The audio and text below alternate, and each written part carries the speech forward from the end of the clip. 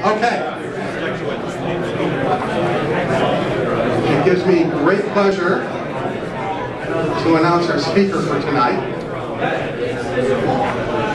Andra, who's going to be talking about Silicon Valley Robotics. You ready? Not quite.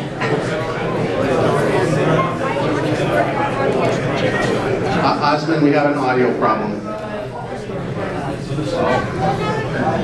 Are you going yet? I'm going, thank you. First time ever using projector mode on a new laptop. I'm just happy to have a picture somewhere. And I think there's a saying in Broadway, never follow children or animals, or robots these days. And to follow children who build and program robots better than you do is just a complete no-no. I'm Andra Keay from Australia. Yay. And I've met many of you with several different hats on, so that's probably the first thing I want to say, is that I am the Managing Director of Silicon Valley Robotics, which is what I'm largely talking about today. I also started Robot Launchpad when I came over here a bit over a year ago, and that was about promoting robot startups. And we did a lot of really exciting things last year with doing robots at Mega Startup Weekend and at Google Hackathons, and you know, a heap of really good things, and a lot of things have developed out of that. So this year my focus is actually a little bit more on the other ends, which is Silicon Valley Robotics, and something that we've just started, a few of us have just started, called Robot Garden, which is a robotics hackerspace, and I'm going to talk a little bit about that, and I'm going to talk more. I said I'd talk about the future of robotics in Silicon Valley, and then I thought about that, and it's very, very hard to say anything about that topic to this room, because you are the future of robotics in Silicon Valley.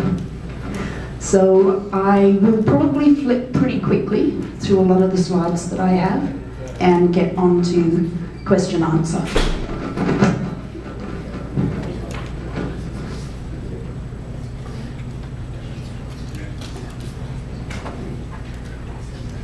And I guess one of the questions is, how do I flick through the slides? Okay, that's how. So the three things I'm involved in are Silicon Valley Robotics, which is a business league, and it's really representing companies that exist and professionals who are in robotics, and to a certain extent STEM organizations as well. In between that is Robot Launchpad, which is acting as a bit of an amplifier and an accelerator. And it's working in the area where businesses are coming together and haven't really formed in the startup space. And a lot of that has to do with community as well as events and connecting people. And this is something that, I mean, I've been participating in the Makers Map, which is an initiative to bring together the collective wisdom that a lot of us have individually in terms of where you go to source equipment or manufacturing processes or parts. And I might not know the answer, but Ian might, or Gary might. And if we can collect that information and make it easy for people to know that there is a central group or gathering, a meetup, a club like this, a way to go to get that information. And this is something that Brew Robotics does very well. And at the other end is Robot Garden. We think there's a really great need for a robotics hackerspace. And a hackerspace is about anything, building anything, but we think that robotics as a focus is fantastic because robotics is a gateway to STEM education. And we're out in the sticks in the Tri-Valley because it has the highest PhD per capita of anywhere in the US, and yet we are 45 minutes to 1 hour away from every hackerspace in the entire Silicon Valley region. So there's something wrong with that picture. We decided to do something about it. And so we want to be a family-friendly hackerspace, but when I talk about STEM and robotics as a gateway to STEM, we're talking about every age. We're talking about giving people a chance to experiment, to play, and to reskill. So it's a really interesting space for employers and companies to see the incubation of innovation and the reskilling of people, which is such an important thing in this rapidly evolving with the rapidly evolving workplace needs that there are right now. So I'm very excited about that, and I'm happy to answer questions, but I'll just kind of flick pretty quickly through that. At the moment, our hackerspace looks like that, big and empty. However, we have filled it up a couple of times with FTC and FLL robotics competitions, and we've had some fantastic guest speakers and seminars. We've done hangouts with people riding ROS drivers for Parrot AR drones in Zurich while we're running their code in Livermore. Alex Rebin, who's done the Boxy, the Needy Robot project, is our first roboticist in residence, and he's got some very exciting things happening this year, and so he's going to share with us his journey with Boxy the robots. And I can talk more about that, but exciting news today is the City of Livermore and some various other funding bodies have decided that we've proven that this is a great enough idea so that they're actually going to fund our first equipment purchases. So we should be up and running in April with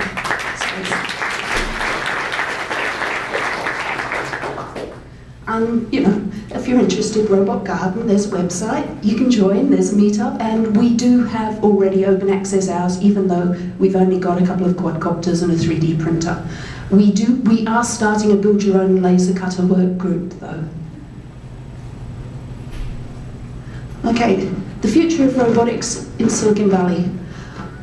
I'm excited about it because Silicon Valley has software, it has startups, and these are both things that robotics is not, you know, that don't normally go together so well. And for me, the special sauce, it's what I was talking about with Robot Garden, it's what is happening with Homebrew. There is a culture of creativity that's really outside of the box. And I think that this is the place to be for robotics for a whole range of factors. One is the companies that are already here. One is the research groups that are already here. One is the trend in manufacturing to come back here. But even more than any of those things that I'll talk about a bit later, is actually the secret sauce stuff. It's pretty hard to quantify it, but this is the place to be. So, leaping into the rest of the presentation, what is a robot? What are we thinking about when we call something a robot? Those definitions are not adequate anymore, and most of us are very confused when we use the word robot. And increasingly, robot is becoming separated from robotics, and I think that causes us a lot of definitional problems. So I'm going to tend to use the word robotics most of the time because it's about the people and the research and the combinations of skills. And robots are by and large going to be invisible in 5-10 years' time because they're going to be in everything. So what a robot is, it's not such a useful definition. But this is where one of the seminal robots got started. And is there anyone here who worked on Shaky? Okay, 1965 to 1972, SRI International. Shaky was called the world's first electronic person. And there's an exhibit in the Computer History Museum. So I think that Silicon Valley really is the heartland of American robotics. And one of the reasons I was interested in helping form Silicon Valley Robotics as a cluster was because there is, this is just such a great foundation. So my talk is going to be about robotics and Silicon Valley, and it's not going to be about this. So you're not going to get the exciting talk. I'm told that if you put those words together, you will get the highest readership of any headline in the world. Journalists have told me that that is the best possible combination. So this comes back to the definition problem about what is a robot and what do people think a robot is. You know, what are they talking about when they talk about robots? And what is Silicon Valley Robotics about? Well, it's not this either. Now that is a fantastic book, by the way. If you have not read it, I highly recommend it. If we're talking about what drives technological change, Peter Novak has had a good look at a lot of the deeper social drivers and economic drivers. And he's asked some of the questions that we don't always talk about, particularly not at conferences. So, what is Silicon Valley Robotics? It's not that either. Okay? Everybody loves the videos, but it's very rarefied research. And what I think is exciting, aside from the fact it's not Silicon Valley because it's Boston, is that in Silicon Valley you have, and I'll talk more later on in the talk, you have about 80 to 100 companies producing real robots that are doing real things, that are actually being sold to real people with real money. So we're not just talking about researching robotics or playing with robotics. We're talking about robotics at a level that is economically significant. Okay, so this is the boring bit. It's the figures. And if anyone was at Automate last week, I wasn't there, but I do know that there's confirmation of the recent upswing in the statistics for robotics sales. So 2009 was a big slump year. 2011, the figures climbed back up again. 2012, growth has continued to climb. You know, we're actually looking at problems where it's not necessarily possible to keep up with the demand for manufacturing robots for the demand. Okay, particularly when you've got orders like Foxconn's order for robots in China. This is interesting in terms of where the robots are and what sort of robots they are in terms of the breakdown. So Germany has one of the highest levels of automation, but they spread it across a wide range of industries. So one of the things that I think is quite interesting is that the largest growth in field robotics sale, the most field robots that were sold last year, anybody want to hazard a guess what they were?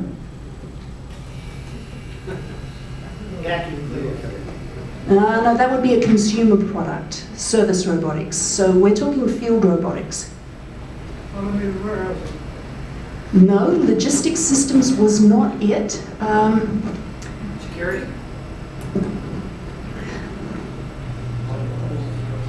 Tell us. Milking machines. So I think agricultural robotics is actually, it's moved ahead a lot. Think about the automated GPS tractors and irrigation systems already.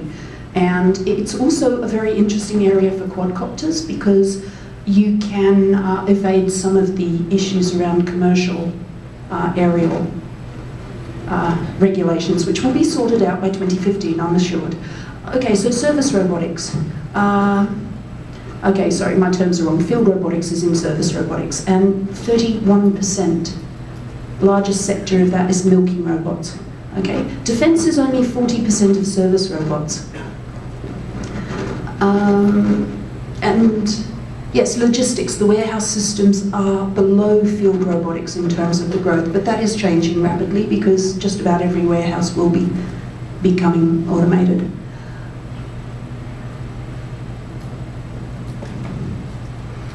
Okay, I thought this was, again, a little bit interesting because we push out health as one of the markers of success in robotics, the health field, and it is strong. There's a lot of growth in it, but it's not the fastest growing area. So that is actually an exciting thing. And like I said, the figures is kind of boring. If you want to know the figures, you can read robotics trends or the robotics business reviews, or go to the ifr.org, which is the International Federation of Robotics, and you can read their summaries. If you want to buy the big statistics, it costs money, but there are summaries and access to some basic trends each year.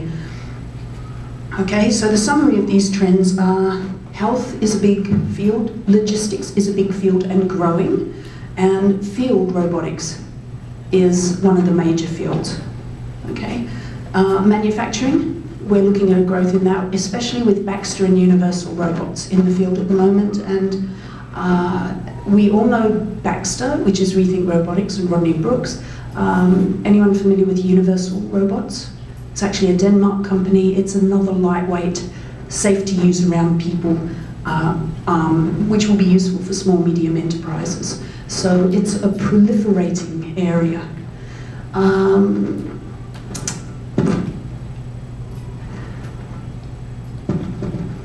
I'm preaching to the choir here.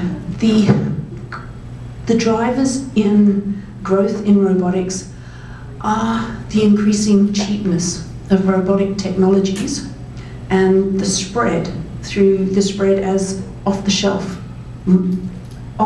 components that can be assembled in a modular fashion. So you don't need to keep reinventing these sensors. You don't need to keep reinventing that board or that shield.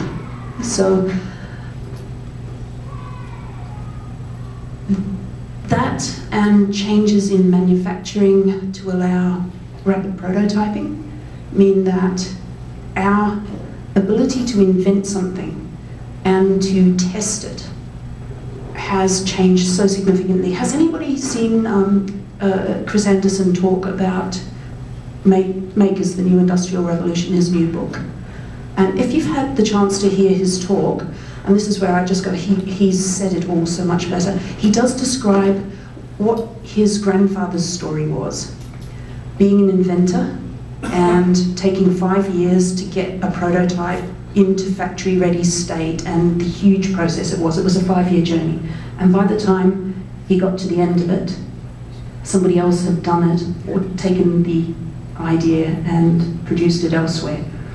That same idea could be done in 3 days with the current access to modeling and prototyping. And it could be crowdsourced on something like Kickstarter. And we all have a far greater chance these days to take an idea of ours and actually to go from inventor to entrepreneur in a way that wasn't actually possible a generation or two ago. So that, for me, is a big driver in robotics. And I think it is really pulling things out of the higher research and into the garage and the workshop, which is exciting. So education and consumer robotics is a growing area. And again, this is not anything new here. These are the same trends that are driving growth in mobile phones. It's driving growth in the whole of Silicon Valley. It's just that has a flow-on effect in robotics. So I'm going to cut back to robotics in Silicon Valley, and why is there a Silicon Valley Robotics? I believe that this is the largest robotics cluster in the US, but we haven't had the presence that that Boston has had, or that Pittsburgh has had, even though we have more research facilities here and more robotics companies, I would say. Both of those formed clusters early on, and they formed the clusters with the assistance of government grants for regional development and for robotics development. Silicon Valley was actually a little bit too diverse and too successful, and didn't go down that route. So we're pulling it together now and saying, let's have a central networking group that is pulling together some of this information and making it accessible to the rest of the world so that people can see just what it is that's going on here. Especially because robotics companies often disappear and don't identify as such. And I certainly saw that at the Consumer Electronics Show. I know a lot of robotic companies that were there, but they went into their vertical area because that's where the customers are. And identifying as a robot product or a robotic device is not necessarily making market sense at all. So you'll find that most cars, or most automotive companies, do not talk about robot cars. They talk about assistive technologies for driverless vehicles and a lot of other things. oh hey, you know, Bosch, Volkswagen, Google, it's all, you know, we know it's robotics technology, engineers, and a robotic product. Robot vacuum cleaners, on the other hand, don't go in the robot aisle, they go in the home appliance aisle, but they all put robot above that. So it's making good marketing sense to say it's a robot vacuum cleaner. And back in Australia, when we got our first Roombas, we told everybody how fantastic they were. This was before Neatos, sorry. But, well, we persuaded half of our friends and family to go and buy one. Only they didn't go and buy Roomba. They went to Kmart and they bought the robot vacuum cleaner. And then they told us how crap it was. I'm like, really? Really? The Roomba's great, what's wrong with yours? And they said, oh, something, and they described it, and I said, what do you mean it's tall and purple? I said, what is it called? It's the something robot vacuum cleaner. I'm like, okay, marketing. Yes. So, this is roundabout reasons for why Silicon Valley Robotics is why I was interested in getting involved, because I know it existed as a networking group before I arrived in Silicon Valley, and there were many meetings and events, but we're actually formalizing our structure, and we have applied for our status as a 501c6, which is a non-profit professional association, and the founding board of directors are from Adept, Bosch, SRI International, and Willow Garage. And I'm doing the donkey work, so I'm the one that you talk to. And this is what we are aiming to do. This is why we've really kind of talked through all of this. And this is not news to anybody in this room. Maybe a couple of the companies are. And this is just a fraction of the list that I have that is nowhere near completely full. Of companies that are in this area that are robotics companies. And I think that this is the point where I talk about the great things that robotics is doing for the world in general. But again, I am preaching to the choir here, and I think most of us are familiar with projects like Willow Garage's Robots for Humanity, which is using a PRT to work with Henry Evans, who's a quadriplegic, is able with his limited control to control a PR2 to help him scratch and shave and do things that otherwise permanently are being done for him. So that is making such a huge difference to one person's life. Just think of the potential that we're unlocking. And the company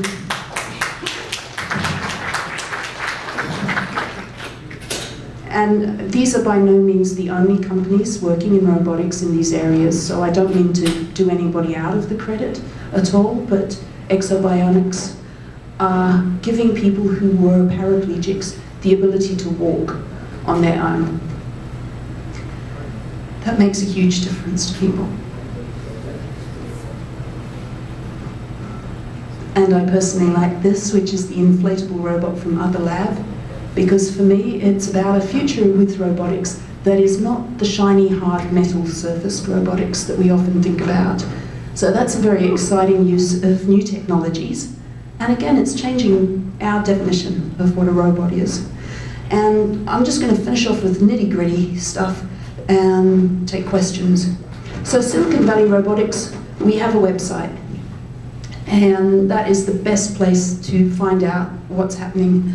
And it's the best place for me to publicize the things that are happening in Silicon Valley area. And for me, Silicon Valley, I'm a foreigner, is most of Northern California, okay? I also think you count in Silicon Valley Robotics if your company's in Sydney or Las Vegas, but you come to Silicon Valley to look for finance and to meet up with other people or to recruit. And if you want to come and join Silicon Valley Robotics, even if you're based in Hong Kong or Sydney, but you want to come here to do business, then you can be a member of Silicon Valley Robotics. And we would encourage that. This is one of the things that we do. Many of you will have been to the block party held at Stanford. We've set the date. It's back on at the Volkswagen Automotive Innovation Lab on Wednesday, April 10th in National Robotics Week. So we're really looking forward to everyone participating. Information is on the website, and I've actually got a sign-up form there. We had our first person sign up 20 seconds after the form went live. But we haven't had a second person sign up, so I'm just going, wow. Okay, and these are the other things that we're doing. We had a big network event around last September, October at Bot and Dolly in San Francisco. We're hoping to have another one at Intuitive or Industrial Perception Inc. or another location in March. If you work for a large-ish robotics company, and I say large simply because of the space element, and are interested in hosting a Silicon Valley Robotics Network event, and you think you can squeeze in maybe 40 to 60 to, people, and show off your workspace, and that would be fantastic. We'd love to do a network event there. We are just starting investor breakfasts, and our first one's going to be February 28th. The idea of that is that we select a limited number of robotic startups that are fairly far down the path of seeking funding, and we try and have a little pitch event, basically, with a room full of investors. And I'd like to see that happen a couple of times each year. So we're just in the process of rolling that out, even though we've set the date. We haven't, yeah, that's happening in the next week. And we've started a monthly meetup on the first Wednesday of the month. And because you can't do anything on the last Wednesday of the month, it's homebrew. But at the moment, the meetup's at Antonio's Nut House in Palo Alto. I'd like to see it move around the East Bay and San Francisco area, but I mean, when we talk about Silicon Valley Robotics, it's a group of people that are interested in growing Silicon Valley Robotics, who are volunteering their time, and me, who I am primarily volunteering my time, and I don't have, I don't have 80 hours a day, although I wish I did. So we have a lot of things on our calendar, and it's largely only me getting them done. So we'll take it slowly with some of them. We do have an industry survey on the website, and I think that we're going to be pushing in the next couple of months, because we'd like to compile figures from that around about National Robotics Week time and be able to produce some sort of a report on the state of the companies in the Valley. So I will be encouraging everybody to, if you're at a robotics company, please do the survey. It doesn't take terribly long. Okay. And our website has a press release page. We've got a now hiring page that we've been putting out some jobs, like Nest has been hiring, Double Robotics have been hiring, SRI International have been hiring. It's a case of you get in touch with me and I will put the jobs up, ditto with the press releases. And this week we're going live with profile pages. This is going to be potentially of interest to people here, because if you want to showcase yourself and your skills, I mean, LinkedIn is fantastic, but LinkedIn is for everybody. And I think this is for very much a place just to showcase people who are in robotics. So that will be, for people who have joined as individual members, which is a $25 cost, it's very, very nominal. And the final thing, special interest group, sorry. We've just formed our first special interest group this week, which is on robotics and education. And that has been entirely driven by demand from the robotics companies that have been talking to me, who have largely been entering the education space, and they've been asking me for resources on market figures. And I'm having this same conversation with too many individuals. So I'm getting everybody connected via initially a group. We're going to have a couple of actual get-togethers and an unconference later in the year, because through Robot Garden I'm also talking to a lot of educators about what they're doing in terms of robotics, and people at the Tech Museum and in other places. And it's like, well, hold on, we just need to bridge those gaps and get people in the same room developing some resources and some figures around robotics and education. And we're very happy to do other special interest groups as they evolve. This one has very much been driven by demand from robotics companies. And that is it. Thank you very much. Thank you.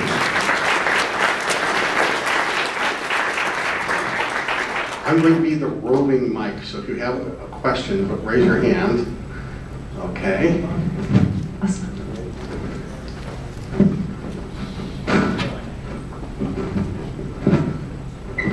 So 2 questions. First is, do I have to be an employee at a robotics company to join Silicon Valley Robotics? And then what are the criteria for joining? Okay, I want to make it very simple, and so I've set an individual criteria. I'm very passionate about that.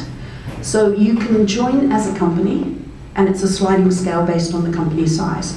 When you join as a company, there's a company membership. It has company benefits. And those benefits would be things like spots at the investor breakfasts, advertising in different fashions on the website, things that are not of interest to you as an individual. An individual membership would be free entry or discounted entry to all the events that we have and the profile pages. And as such, it's a self-declared. If you are a professional or interested in robotics or studying robotics, then for my mind, the first thing, and everybody gets the newsletter, and frankly, you can all just sign up for the newsletter, okay? It's just if you go ahead and become a member, then as we have more events, you know, we'll just keep ramping up the benefits. And I think the profile pages are something that work for individuals specifically, and they'll work for companies in terms of the next time you're hiring, the first place ideally you go to look is at all the profile pages on Silicon Valley Robotics.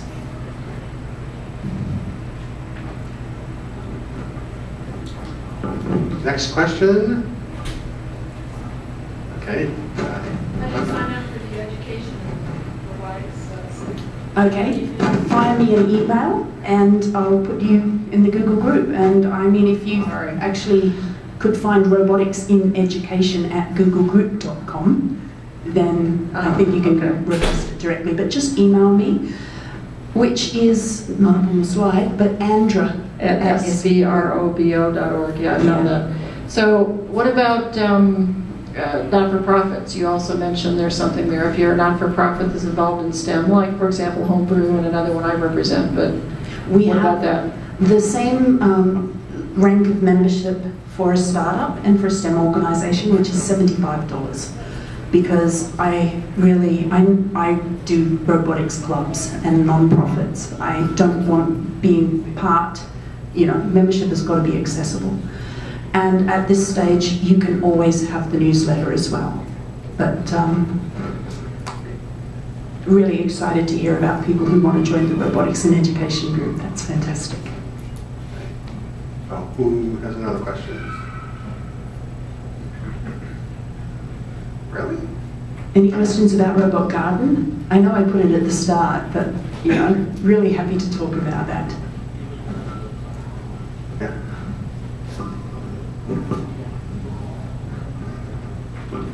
Yes, please talk about it. Okay, in September, somebody said, you know, we really need a robotics hackerspace, and I said, yeah, start one. And they said, oh, no, you should do that. You know, this is what you're trying to do, isn't it? Grow the space. And I said, well, okay, how can I be lean about this? Because I'm very much into lean startup methodology, which is what's the least you can do to test your hypothesis? So I said, well, I know, I'll start a meetup, and if no one shows up, no one wants it. So I had a meetup, and 6 people showed up, and I said, okay, so who wants to start a robot hackerspace? And they all said, yes. And I said, great, what are you going to do about it? And 5 of them went, I don't know, we just showed up to find out what you were doing. And one of them went, well, why don't we do this? So I said, great, you're my co-founder. But what do we do next? Let's have another meetup. So we had another meetup. And a different 6 people showed up. And the first 5 were still in touch saying, what are you doing? You doing it yet? The same thing, 5 people said, no, we just came to find out what you were doing. And one person said, oh, I really want to do things. I'm going to do this and this. And I said, great, co-founder. And but I went, I've only got one more meetup in me, though. Yeah. If we don't have an action plan, if we don't have a space, then this is nothing but talk. It's not going to get off the ground. How do we get a space? Or how do we get the funds to get a space? I'm not going to spend 2 years talking about it, which I know is the average time for getting something like this off the ground. So those guys went out and they came back with some partner meetings. And at our first partner meeting, someone handed me keys to a 10,000-foot warehouse. So we figured this proved the fact that there was demand and incentive to have a hackerspace in the Tri-Valley area because there really is nothing else out there. And it just so happens that we've intersected very, very nicely with the opening up of the federal laboratories as part of the Livermore Valley Open Campus Initiative, which is going to be about 3 more years before it's built. But there is a lot at the moment of high-level investment into this idea of opening up all of these research facilities to the community. And they were looking around, going, what community are we opening it up to? And we walked through the doors saying, hey, we're a community looking for a place to go. So that's luck. I have never had such incredible luck with any other thing that I've tried to set up. But it just shows the power of rolling out as many lean prototypes as you can to find out where you do get some traction and where something sticks. So we got traction there. That's where we're proceeding. Where is the space? The space is currently at the iGate Innovation Hub, which is 7693 Longard Road in Livermore. We are almost over the Altamont Pass, but you turn right just before you go over the pass. So it's not as close to me as I'd like, but, and when I say 10,000 square feet, well, 5,000 of it is for the other businesses that are actually now incubating there, but we've got a significant space. So, question on like the membership model for this hackerspace. Is it sort of tech shop-like and prices? Can you say anything about that sort of stuff yet? Yeah, absolutely. We've only just finalised that and we're ready to really roll that out this month. We're starting with a model of anybody can drop in for free. If you're not a member, it's like $10 an hour per thing, while we've only got a 3D printer and a couple of quadcopters and sewing machine. But the moment we're getting more equipment, we encourage people to be a member, and our starting price, again, pre-equipment is $25 a month, and we're hoping to keep it capped at about $50 a month for fully equipped. If you look at the pricing model for the hackerspaces in the area, it goes up to about $130 a month for Tech Shop, but some of the others are around $80 to $100 a month. We're a little bit further out of town. We're going to be a little bit, we're more the Oakland price than the Peninsula price, but it's a work in progress, okay?